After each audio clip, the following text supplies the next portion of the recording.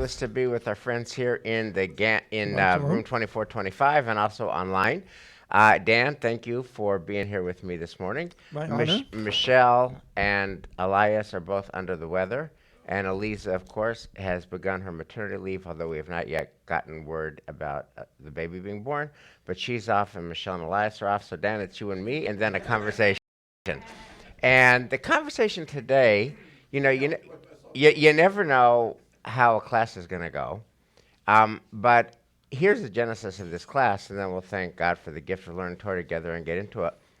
Of course, it's Mother's Day weekend. And I was thinking about what's a class that we could do that gestures towards Mother's Day. And then I realized it was just there staring me in the face. I don't have a mother anymore, and I don't have a mother-in-law anymore. And a lot of people don't. I mean, every night at the Grand Chapel, when people are marking a yort site, there's somebody who comes up and says, I'm marking the 23rd yort site for my beloved mother. And I still love her, and I still remember her, and I still cherish her, but she's actually not here. And I can't give her flowers, and I can't take her out for breakfast. And I thought to myself, how do you do Mother's Day when you don't have a mother anymore? And then I realized it's a much deeper question than that, because it's not just Mother's Day when you don't have a mother, but we're in May. We are in the spring festival of joy and life cycle stuff. And very often, we are on the outside looking in, right? So there's a new baby being born, but you don't have any babies in your home. There's a new wedding to dance at, but you don't have any weddings in your family to dance at. There's a new graduation, but you haven't had kids in your home, if you've ever had kids in your home. And then I started to think about how do you summon the generosity of spirit? Is it even possible to summon the generosity of spirit? To not only be there, but to be there with a full heart when your own heart might be broken. So that is our conversation, and it became unexpectedly real and to me, very relevant to day-to-day life. So let's thank God for the gift of learning Torah together, and we'll get into it. Baruch atah Adonai Eloheinu melech haolam, asher kitshanu b'mitzvotav v'tzivanu la'asok b'divrei Torah. V'arevna Adonai Eloheinu et divrei Toratcha b'finu, u'b'fi amcha beit Yisrael, v'niyeh anachnu v'tzatza'enu v'tzatza'ei amcha beit Yisrael, Kulanu Yodei Shemecha V'lomdei Toratecha Lishma, Baruch atah Adonai Hamalamei Torah Li'amo Yisrael, Baruch atah Adonai Eloheinu melech haolam, Asher bachar banu mikol ha'amim, V'natan lanu et Torato, Baruch atah Adonai Notein HaTorah. So there is one text that I know of that speaks to this issue of my own heart is broken. And yet, I can't just be broken. I need to somehow radiate joy into the universe and be happy for other people and not surrender to a parched spirit. And it is the Haftorah from Habakkuk for the second day. And what I love about this text is the mystery and the richness where the rubber hits the road is in a single word and is in a single letter of a single word. And if we can get the single letter of a single word, then I think we can get some insight into our human dilemma. So we're on page 1. This is Habakkuk, and I'm going to just read it, and then Dan, I have to ask you to get inside the heart of this ancient Israelite farmer who's going through tough times. Verse 17, though the fig tree does not bud, and no yield is on the vine, though the olive crop has failed, and the fields produce no grain, though sheep have vanished from the fold, and no cattle are in the pen. So you'll notice that this is a parched season, right? There's 3 things this farmer has not. Does not have figs, does not have olives, does not have sheep. This is a triply parched season. Okay, then, yet will I rejoice in the Lord, exult in the God who delivers me. And if you look at the Hebrew, va'ani Badonai Eloza Agila Belohe Yishi. And the core of it all is the first Hebrew letter in the first word in verse 18, Va'ani. And yet, translated here by the JPS as yet. And yet I will nonetheless rejoice in God. So, Dan Essen, how does this farmer who is enduring such a bleak season uh, summon? What's the secret sauce of that vav? How does the farmer do that? Can you do that? How do we do that? Right. So I would say, of course, the Hebrew is so telling, the va as opposed to ve, therefore or despite could be translated in this way. This is the ultimate act of faith. When things are basically as pretty much as bad as they can get, the ultimate act of faith here is that still believing that things can be and will be better. The ultimate optimist, and to me, it's in some ways it's unfathomable. But on the other hand, we as Jews over the millennia have had that vav, the va in our existence. Through all the times that we have been in the most dire straits, we have come up with a way to survive and move forward. Think of ani ma'amin ve'emunah shlema, despite how bad everything is. And then this brings it down to the not just the national level and even the universal level, but the individual level. How an individual can possibly, in the worst possible times, dig so deep into their soul to find that the depth of the faith in that things will be better, and it may not be for that person, but for their family, for the future, but not sometimes even not at that time. So I hear you saying that the secret sauce, or part of the secret sauce of the vav of despite it all I will rejoice, is the sense of hope for a better future, that despite it all, the world will look different one day. And we can talk about that in the case of the couple that hasn't had a child yet that might still have a child, and the adult person who's looking for a partner who's had 1,000 bad dates who might still find their partner, and the person who struggled with their health for a long time and might one day finally actually get some traction and get better. So I hear that. But what do you do, Dan, with Mother's Day? Tomorrow is Mother's Day, and your mother is not coming back, and my mother is not coming back. And so what does hope look like in the context of losses that aren't going to be remedied, at least in any linear way? There'll always be a sadness, and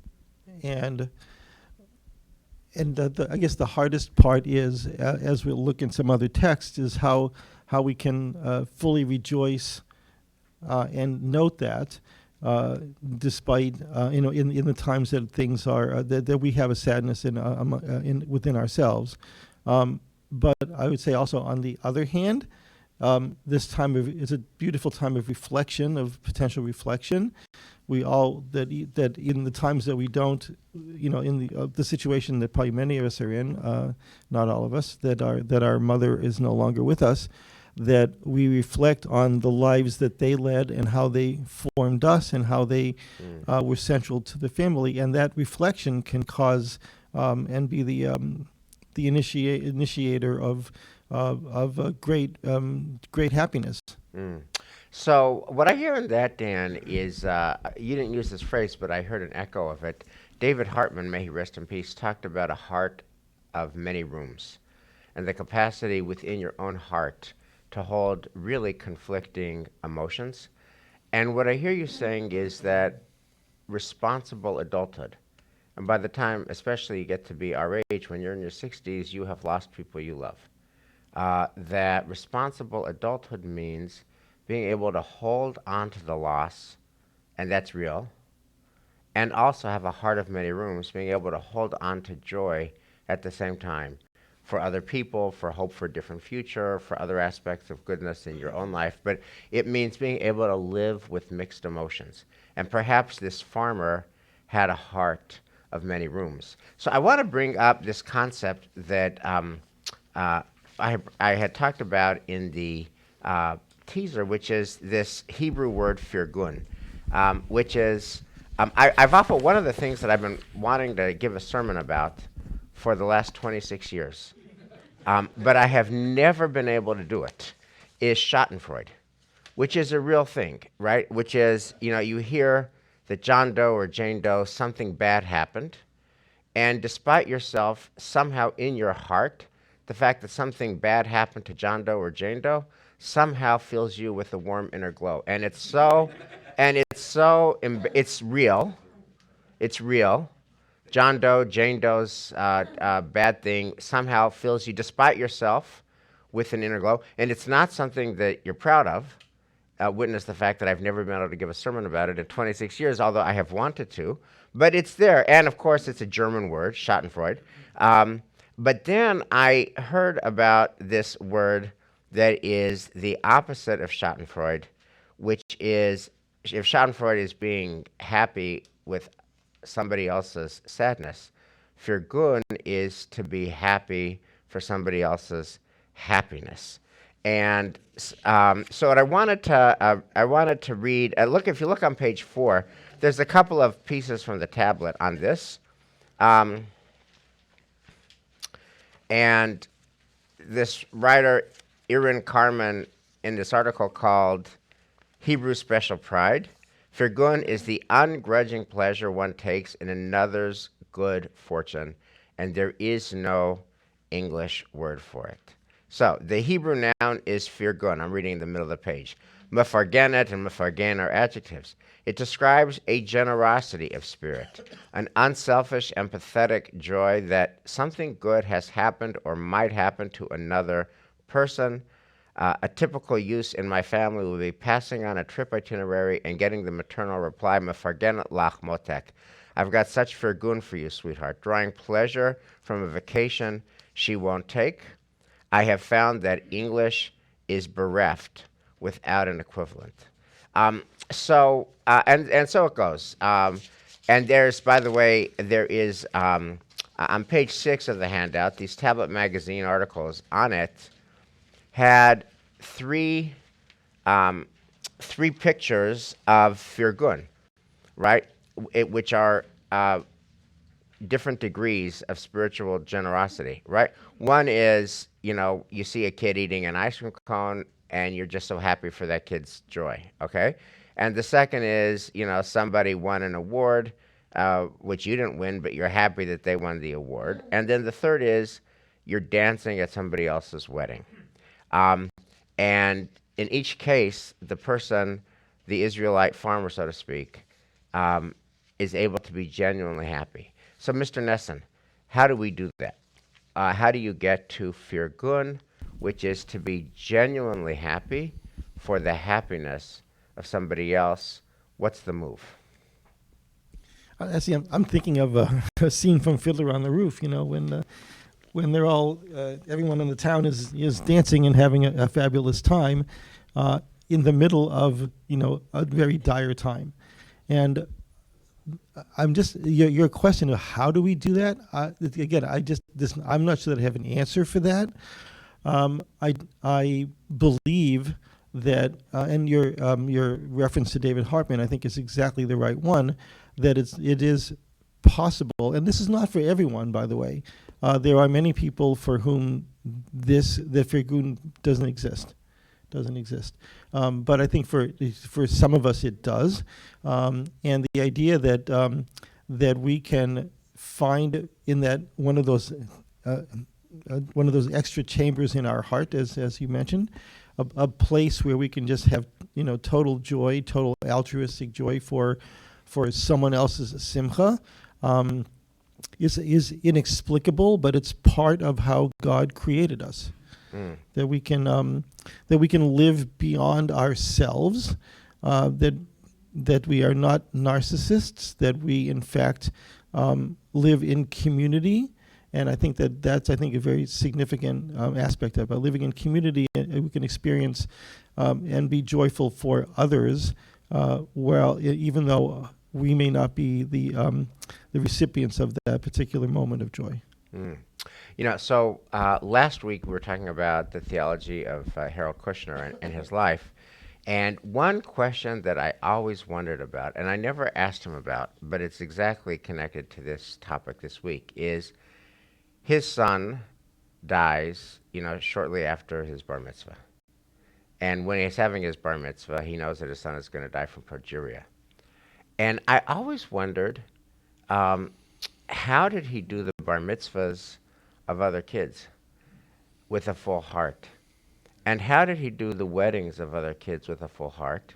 And then, one Saturday night, Shira and I went to Rabbi Kushner and Suzette's home in Natick, and it was in the springtime, and it was in the season of Pesach, and somehow we got to that old classic icebreaker for Pesach Seders, that the moment of the Exodus has come, and you can only take one thing. What do you take?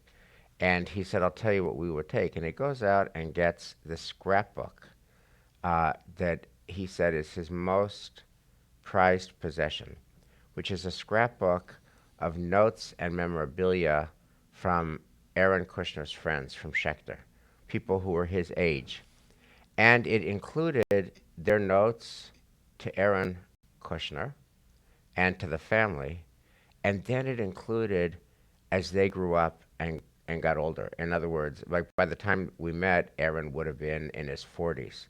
And he said, and he points out in this album, this is a friend of Aaron's who got married. I did the wedding, and here are his kids. And it's a whole photograph album of people whose lives were not arrested or stopped by progeria, people who were in their world, who went on to flower and to blossom and to get married and to have kids. And Harold Kushner's most prized possession was photographs of that. And that's what he would take if the Exodus were happening right now. And I thought, that's who I want to be when I grow up. So I guess I want to ask the question of if you're not, now I guess some people have hearts that are just naturally generous. If your heart's not naturally generous, how does one get there? Do you have any ideas on that one, Dan? Like if you want to do it, you want to be like Harold Kushner, you want your most prized possession to be the lives of other kids that were your son's age, and you take a deep firgun in the ongoing flowering of their lives. But if you're not that naturally good, how do you get there? Maybe one response could be na'aseh v'nishma. In other words, act as though you are totally in the moment of that joy. And if you continue to do that, then perhaps eventually you can get there. Yeah, so that's such a Jewishy response, yes. Right? Which is... That's why we're here, right? Yeah, so you do it and then you feel it. So does that work for you, Dan? In other words, have you ever been invited to a wedding or to a simcha or to an event, and honestly, you'd rather watch the Celtics play the Heat, but you go, you'd rather be home drinking a scotch, watching the game, but you go, and in the course of being in the moment, you actually get in the moment, and then your heart changes in real time. That na'aseh v'nishma, you start it and then you feel it. Does that strategy work for you? It has occasionally. I would say yes, but I still think. I actually think that it's not 100%. In other words, if you are built that way, right, then it's easy. If you're not built that way, you can get there, you can get closer. But there's always going to be that small, that voice on the left shoulder that's going to be telling you, inviting you to not be totally in the moment. Yeah. Okay. So I want to we've talked about, we've had a few concepts come up now. We've talked about the idea of just hope hardwired into the Jewish people, that despite it all, Lamrot HaKol. There's actually synagogues with the name of Lamrot HaKol, despite it all, things will get better. We've talked about a heart of many rooms, that you have a certain sadness in one chamber of your heart, but happiness for others in another chamber of your heart. We've talked about you do it and then the feeling will come. I want to ask an entirely practical question. For this Israelite farmer or somebody who is grieving what they're missing, which is a very practical question. And to me, this is the most weighty of all the considerations we talked about, which is, what is the alternative to firgun? Right? In other words, you need a posture in life. You need a basic outlook in life. So firgun is, I am going to be, somehow or another, I'm going to work my way to be generous of spirit and to be genuinely happy for other people's happiness. Okay? That's a posture. And maybe you're born that way, or maybe you have to work at it, maybe it's aspirational, but it's a posture. And my question is, what's the alternative if you don't have that posture, and the wedding invitation comes, or the birth invitation comes, or the celebration invitation comes, and you don't have the wedding, and you don't have the baby, and you don't have the celebration? What do? What is the alternative to the firgun posture then? And where does that leave you? That leaves you as a person that lives their life in total depression, and Bingo. depression Yes. and sadness, and that would be the opposite of Na'aseh V'Nishma. It would be that the more depressed and angry you are, because this anger is part of that as well, that the more people will be less drawn to even try to help you and be with you, and that you just create this downward spiral. Right. So to me, that is how one gets to firgun, because the alternative is even worse. Right. Right? That is to say, one gets to firgun because you have to pick a posture. You don't get to not pick a posture. You have to pick a posture. And if your posture is firgun, then generosity can be a self-fulfilling prophecy. Generosity of spirit, I'm going to be happy for you, then I'm going to be happy for you, then I'm going to be happier, and then maybe I'll even be happier, and then maybe good stuff will happen to me, right? Or you become Scrooge, right? You become the world's last angry person. You withdraw, you become angry, you become cynical, and this is Khalil Gibran's phrase, you turn your back on the sun. And for you, the sun is nothing but the caster of shadows. And if you do that, if you turn your back on the sun, and for you, the sun is nothing but the caster of shadows, turns out the world is fine.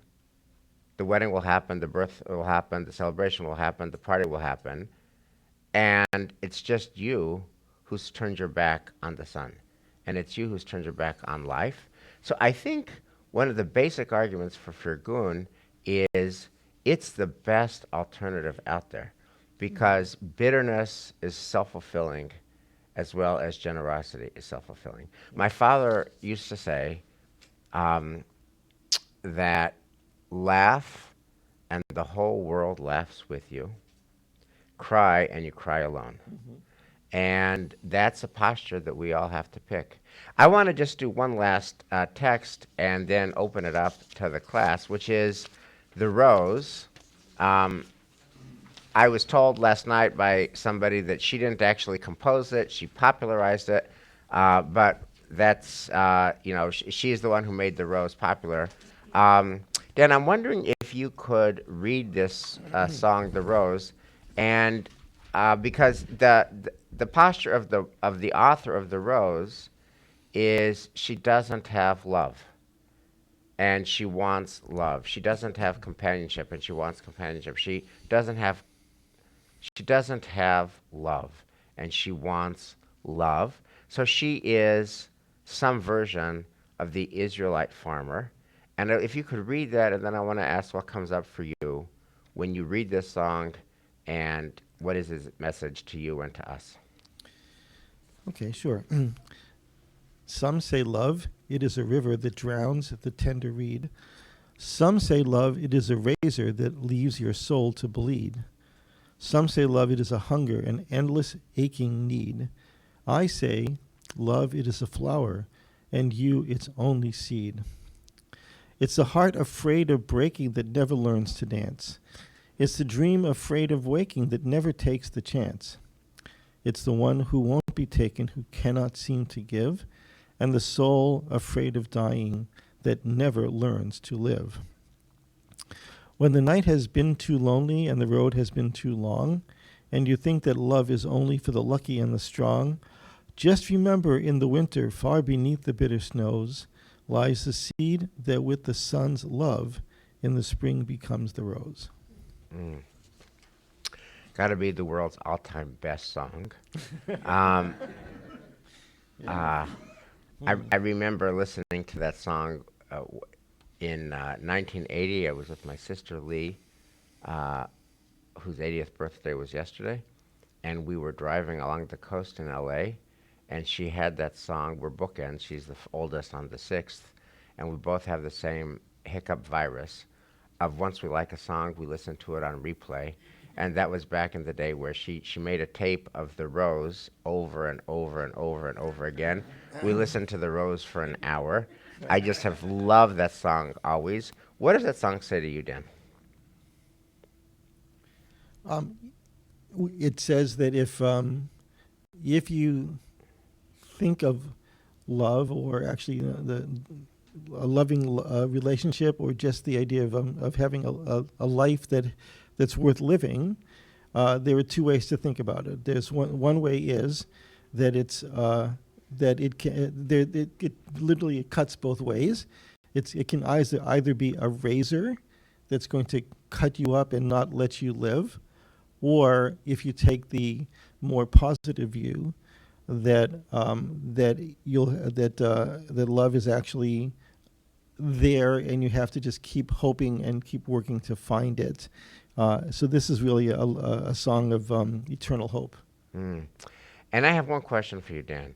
In the first, and this is something about, I love the song for 40 years, 50 years. One thing about the song I've never understood. In the first stanza, the last line, I say, love, it is a flower, and you, its only seed. I've never known, I'd love to ask Bette Midler, or the person who wrote this, who's you? Who is you, its only seed? What's the pshat of this song? It's a hard one. I would venture to say that it is one of two. The Jewish answer, it can be either this or that. And one is that it's that this is directed to a specific person, or it's really the universal you, that each of us is the seed, and that within each of us is the ability to create either positive or negative, and it's really up to us, as you said, to make that choice. Which comes back to your first comment about hope, that what you're left with is, the end of the song is just remember in the winter, that's kind of like the farmer's bleak season. Far beneath the bitter snows, again bleak season, lies the seed that with the sun's love and the spring becomes the rose, that one can always hold on to hope for a better world, and that hope and generosity are self-fulfilling prophecies, and bitterness and edge and anger against the world is its own self-fulfilling prophecy, and the question is, what posture will we pick? So, Dan, thank you for a really important conversation. And I hope that what we do here helps ourselves and our loved ones here at our community pick a posture of hope and self-fulfilling generosity that becomes its own positive energy. So thank you so much, Dan.